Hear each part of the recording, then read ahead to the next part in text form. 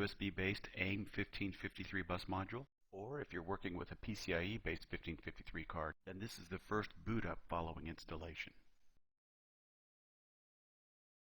Now if we take a look at the Windows Device Manager, we'll see that the hardware is not recognized yet.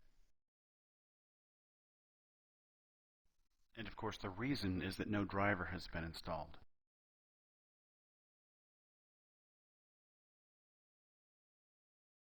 A UAC dialog pops up when you run the driver installation program, but the screen recording software didn't see it. Just click OK to proceed. The API installs first, and then the drivers. Be sure this option to update firmware is checked, because the firmware is matched to the driver software running on the host computer.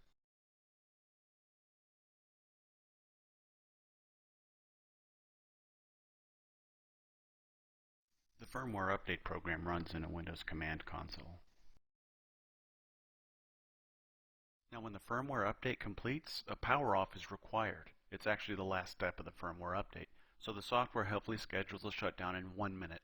I always give it a P keystroke to postpone the shutdown just so I can shut everything down on my own terms, like when I'm ready, which is right now.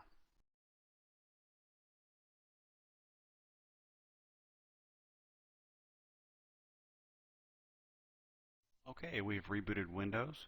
The first thing we want to do is verify that Windows has access to the AIM-1553 device, either a card installed in a slot or in this case a USB module connected to the computer.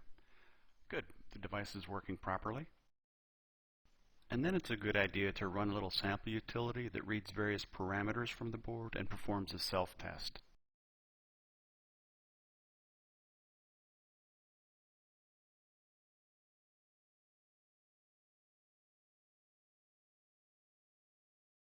For the first three options, just press Enter to get the default, and then in the menu select item number 1, which is Print Board Versions.